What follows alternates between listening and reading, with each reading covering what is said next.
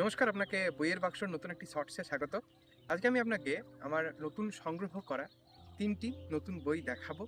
এই বইগুলির কিছুগুলি বই আমি সংগ্রহ করেছিলাম মেদিনীপুর থেকে, আর কিছুগুলো আমি সংগ্রহ করেছিলাম আমার লোকাল বই দোকান থেকে। প্রথমেই যে বইটি দেখাবো সেটি হচ্ছে সৈকত রক্ষিতের নির্বাচিত গল্প সংগ্রহ উত্তর কথা। এই বইটা এটা পারুল প্রকাশনী থেকে প্রকাশিত। এই বইটার মধ্যে সৈকত রক্ষিতের 30টি ছোট গল্প সংকলিত হয়েছে। তার লেখা মদন ভেড়ি, ধুলা উড়ানি এরকম নানা বই আমার সংগ্রহে রয়েছে। এবং তার ছোট গল্প পড়তে আমাকে সাজেস্ট করেছিলেন পীযূষ বন্দ্যোপাধ্যায়, গর্ণগ্রামের গল্প বইটির লেখক।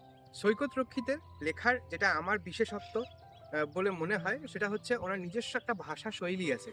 উনি প্রচুর আঞ্চলিক শব্দের ব্যবহার করেন এবং ওনার লেখার মধ্যে পুরুলিয়া এবং ঝাড়খণ্ড সংলগ্ন নানা এলাকার মানুষজনের জীবনযাপনকে খুব কাছ থেকে দেখা যায়, চেনা যায়।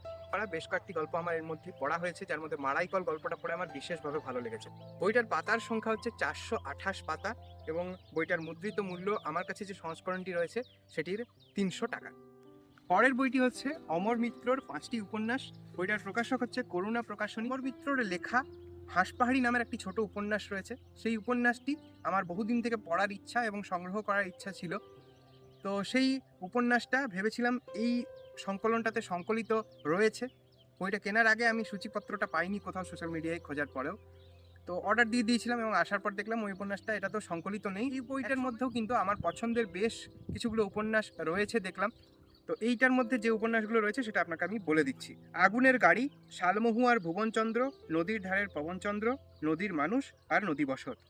এর মধ্যে নদীর মানুষ, আগুনের গাড়ি, শালমহুয়ার ভুবনচন্দ্র এই উপন্যাসগুলো আমার কিন্তু অনেকদিন ধরেই পড়ার ইচ্ছা ছিল। এই বইটার মুদ্রিত মূল্য হচ্ছে 350 টাকা এবং বইটির পাতার সংখ্যা হচ্ছে 456 পাতা। পরের বইটি হচ্ছে দেবর্ষি সারোগীর উপন্যাস সংগ্রহ। বইটির প্রকাশক হচ্ছে মিত্র ও ঘোষ। দেবর্ষি সারোগীর লেখা নানা গল্প উপন্যাস আমি আগে নানা পত্রপত্রিকায় পড়েছিলাম, কিন্তু তার লেখা কোনো বই আমার সংগ্রহে ছিল না।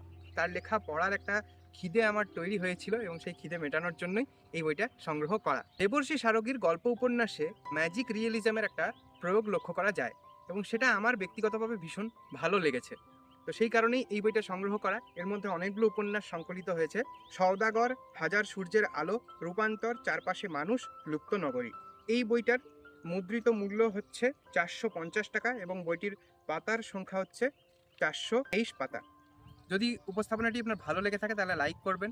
বইগুলি সম্পর্কে আপনার কোনো মতামত থাকলে আমাকে কমেন্টে জানাতে পারেন এবং নতুন হয়ে থাকলে এবং এই ধরনের বই সংক্রান্ত ভিডিও দেখতে ভালো লাগলে চ্যানেলটি সাবস্ক্রাইব করে নিতে পারেন। পরের পর্বে থাকছে আরও 2টি বই যেগুলো আমি এই পর্বে দেখালাম না,